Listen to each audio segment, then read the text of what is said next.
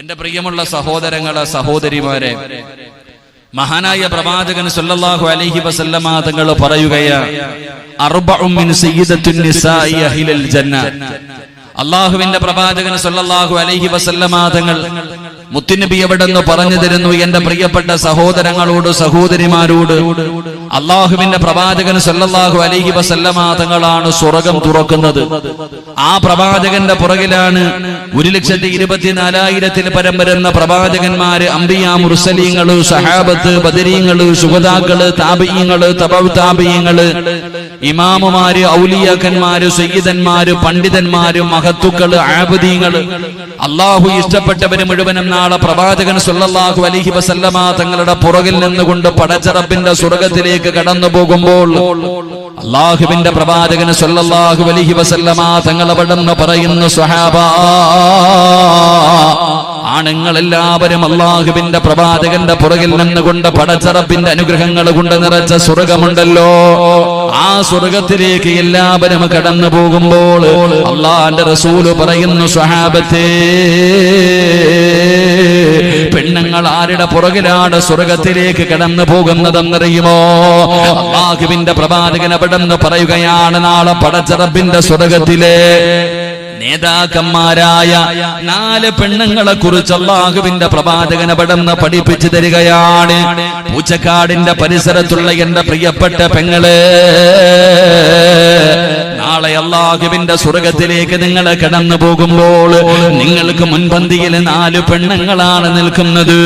ആ പെണ്ണുങ്ങളുടെ പുറകിലാണ് നിങ്ങൾ സ്വർഗ്ഗത്തിലേക്ക് കടന്നു പോകേണ്ടത്.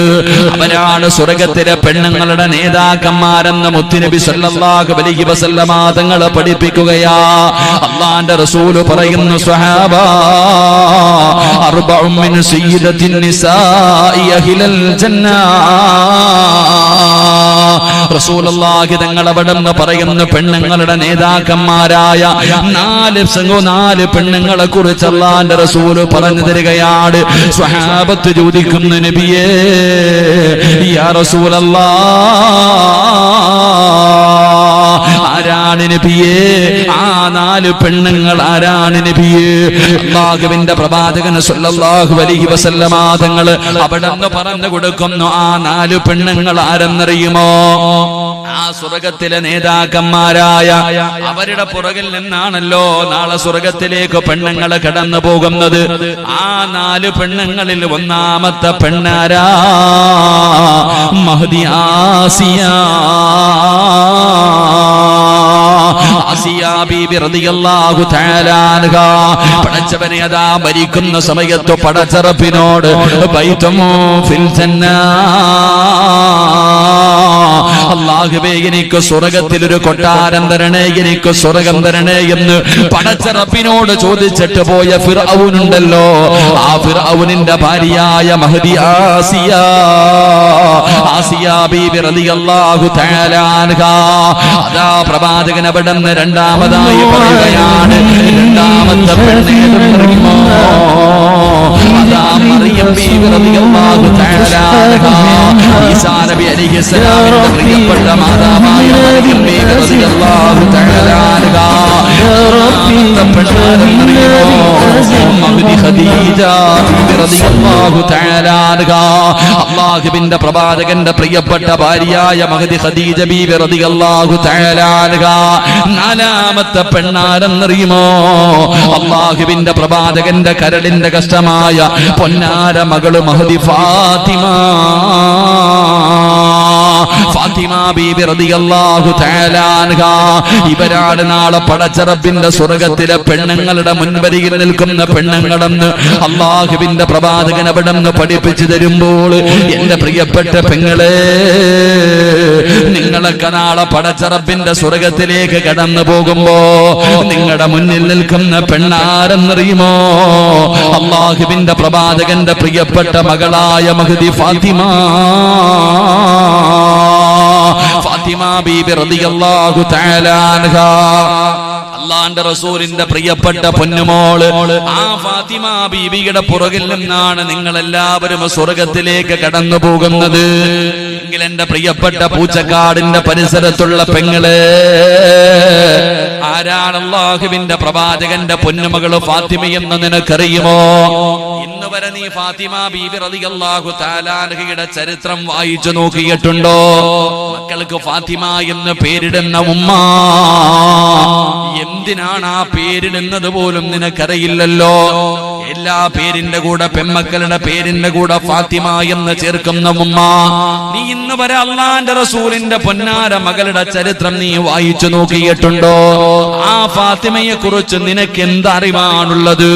അല്ലാഹുവിന്റെ പ്രവാചകൻ അവിടെന്ന് പറഞ്ഞു, എന്റെ ഫാത്തിമ ആരെന്നറിയുമോ? എന്റെ കരളിന്റെ കഷ്ടമാണെന്നാണ് അല്ലാഹുവിന്റെ പ്രവാചകന് ഫാത്തിമയെ കുറിച്ച് പരിചയപ്പെടുത്തിയത്. അല്ലാഹുവിന്റെ പ്രവാചകന്റെ കരളിന്റെ കഷ്ടമായിരുന്ന ഫാത്തിമ റസൂലുള്ളാഹി തങ്ങൾ പറയുകയാണ്, മൻ അഹബ്ബഹാ ഫഖദ് അഹബ്ബനി. ആരെങ്കിലും എന്റെ ഫാത്തിമാനെ ഇഷ്ടപ്പെട്ടാൽ, അല്ലാഹുവിന്റെ റസൂൽ അവിടെന്ന് പറയുന്നു, ആരെങ്കിലും എന്റെ ഫാത്തിമാനെ ഇഷ്ടപ്പെട്ടാൽ അവൻ എന്നെ ഇഷ്ടപ്പെട്ടവനെ പോലെയാണെന്ന് അല്ലാഹുവിന്റെ പ്രവാചകൻ അവിടെന്ന് പറയുമ്പോ ഈ സദസ്സിൽ ഒരുമിച്ച് കൂടിയ പെങ്ങള് ആരാണ് ഫാത്തിമയെന്ന് പഠിക്കുമോളെ? ആരാണ് ഫാത്തിമ റളിയല്ലാഹു തആല അൻഹ? ആ ഫാത്തിമയ്ക്ക് അല്ലാഹു ഈ മഹത്വം കൊടുക്കാനുള്ള കാരണം എന്താണ്? ആ ഫാത്തിമ ബീബി റളിയല്ലാഹു തആല അൻഹയുടെ പുറകിൽ നിന്നാണ് നിങ്ങൾ സ്വർഗ്ഗത്തിൽ പോകേണ്ടത്. അതുകൊണ്ട് പടച്ചവനെ ഈ സദസ്സിലിരിക്കുന്ന എന്റെ പ്രിയപ്പെട്ടവരോട് നമുക്ക് ഫാത്തിമ ആരാണെന്ന് പഠിക്കാം.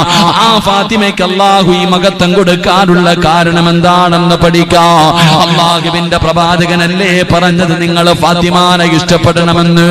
ആരാണ് ഫാത്തിമ എന്നറിയുമോ? മഹാനായ നബി മുഹമ്മദ് മുസ്തഫ സല്ലല്ലാഹു അലൈഹി വസല്ലമ തങ്ങള് അല്ലാഹുവിന്റെ പ്രവാചകന്റെ 35ാമത്തെ വയസ്സിലാണ് അല്ലാഹു അദാ ഖദീജ ബീബി റളിയല്ലാഹു തആല അൻഹയ്ക്ക് ഫാത്തിമ എന്ന് പറയുന്ന ഒരു പൊന്നുമോളെ കൊടുക്കുന്നത്.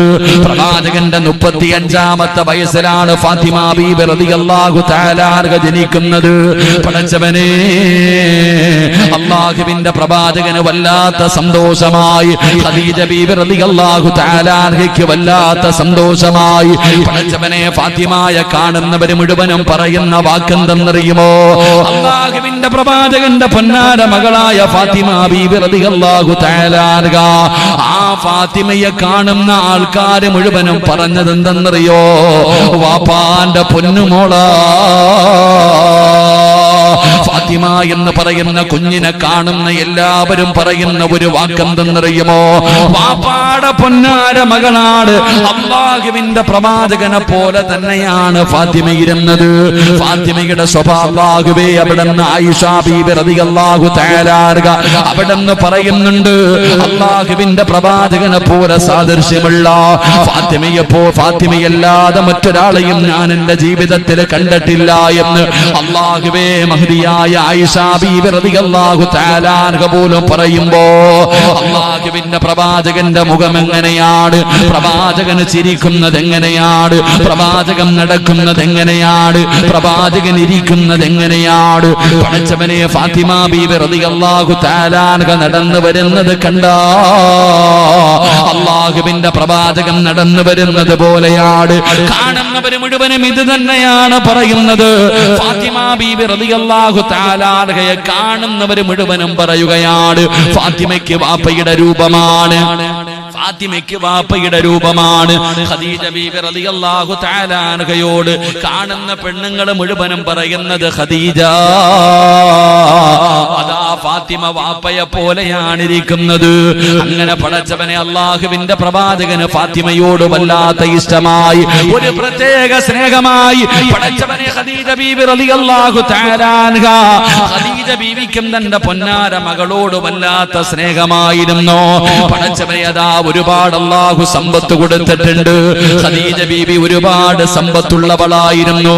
അങ്ങനെ അല്ലാഹുവിന്റെ പ്രവാചകനും ഖദീജ ബീവിയും ഫാത്തിമ ബീവിയും എല്ലാ എല്ലാവരും വളരെ സന്തോഷത്തോടുകൂടി ഇങ്ങനെ നടക്കുകയാണ്. എവിടെ ചെന്നാലും ഫാത്തിമയ്ക്ക് വല്ലാത്ത ഒരു സ്ഥാനമാണ്. കാരണം അല്ലാഹുവിന്റെ പ്രവാചകന്റെ പൊന്നുമോളാണല്ലോ. അല്ലാഹുവിന്റെ പ്രവാചകനെ എല്ലാവരും അല്ലമീൻ എന്നാണ് വിളിച്ചിരുന്നത്. എല്ലാവരും അല്ലാഹുവിന്റെ റസൂലിനെ വല്ലാത്ത ആദരവ് കൊടുത്തിരുന്നു, വലിയ മഹത്വം കൊടുത്തിരുന്നു. അതുകൊണ്ട് വാപ്പാടെ കയ്യിൽ പിടിച്ച് ഫാത്തിമ എന്ന് പറയുന്ന പൊന്നുമോൾ ഇങ്ങനെ നടക്കുകയാണ്. ഉമ്മാനോടുള്ള സ്നേഹത്തിനേക്കാളും ഫാത്തിമയ്ക്ക് വാപ്പയോടാണ് സ്നേഹം. എപ്പോഴും വാപ്പാടെ കൂടെ ഇങ്ങനെ നടക്കുകയാണ്. പടച്ചവരെ എങ്ങനെ വർഷങ്ങൾ കഴിഞ്ഞുപോയി. അല്ലാഹുവേ, ഏകദേശം 5 കൊല്ലം കഴിഞ്ഞപ്പോ 40ാമത്തെ വയസ്സിൽ അല്ലാഹുവിന്റെ പ്രവാചകന്റെ മുന്നിലേക്ക് മുഖറബുൽ അംലാക്ക് മലക്ക് ജിബ്രീൽ അലൈഹിസ്സലാം കടന്നു വരികയാണ്. അതാ പരിശുദ്ധമായ ഖുർആനുമായി കടന്നു വന്നു. അല്ലാഹുവിന്റെ പ്രവാചകന് 40ാമത്തെ വയസ്സിൽ നുബൂവത്ത് കെട്ടിക്കഴിഞ്ഞപ്പോ അതാ തന്റെ നാട്ടുകാരോട് ഖുറൈശികളോട് അല്ലാഹുവിന്റെ പ്രവാചകൻ ചെന്നിട്ട് പ്രബോധനം തുടങ്ങുമ്പോ, അല്ലാഹുവേ, ഇന്നലെ വരെ ആദരിച്ചവരുണ്ടല്ലോ, ഇന്നലെ വരെ സ്നേഹിച്ചവരുണ്ടല്ലോ, ഇന്നലെ വരെ അല്ലമീൻ എന്ന് വിളിച്ചവരുണ്ടല്ലോ. അല്ലാഹുവിന്റെ പ്രവാചകൻ ഏകദൈവ വിശ്വാസമെന്ന പ്രബോധനവുമായി തന്റെ സമൂഹത്തിന്റെ മുന്നിലേക്ക് കടന്നു ചെന്നപ്പോൾ പടച്ചവനെ എല്ലാവരും അവിടെ നിന്ന് അല്ലാഹുവിന്റെ പ്രവാചകനെ അടിയോടിക്കുകയാണ്. പ്രവാചകൻ അവിടെ നിന്ന് കളിയാക്കുകയാണ്, അവിടെ നിന്ന് കുറ്റപ്പെടുത്തുകയാണ്. പടച്ചവനെ പിന്നെ അതാ പീഡനങ്ങളുടെ കാലം തുടങ്ങുകയാണ്. ഫാത്തിമ ബീബി റളിയല്ലാഹു തആല അൻഹ വാപ്പയെ പോലെ തന്നെയാണ് ഫാത്തിമ ഇരിക്കുന്നത്. നമ്മുടെ മക്കളെ കാണുമ്പോ കാണുന്നവര് പറയും, ഒന്നുകിൽ പറയും അവൻ ഉമ്മാനെ പോലെയാ, അവൻ ഉമ്മാടെ രൂപമാണ്, അല്ലെങ്കിൽ വാപ്പയുടെ രൂപമാണ്. ഫാത്തിമ എന്ന് പറയുന്ന പൊന്നുമോളെ കാണുന്നവര് മുഴുവനും പറയും വാപ്പാനെ വരച്ചു വെച്ചിരിക്കുകയാ. അങ്ങനെ പറയുന്നത് കേട്ടപ്പോ റസൂലുള്ളാഹിന് വല്ലാത്ത സന്തോഷമായി. ഫാത്തിമ ബീവിയെ കാണുമ്പോ എല്ലാവരും അങ്ങനെ പറയുന്നത് കാരണം ഉമ്മയായ ഖദീജ ബീവിക്കും ഒരു പ്രത്യേക സ്നേഹമായി. പടച്ചവനെ അങ്ങനെ 5 വർഷക്കാലം സന്തോഷത്തോടു കൂടി കഴിയുകയാ. വാപ്പാടെ കൂടെ ഫാത്തിമ എവിടെ പോയാലും മുത്തുനബി കൊണ്ടുപോകും. അത് കാരണം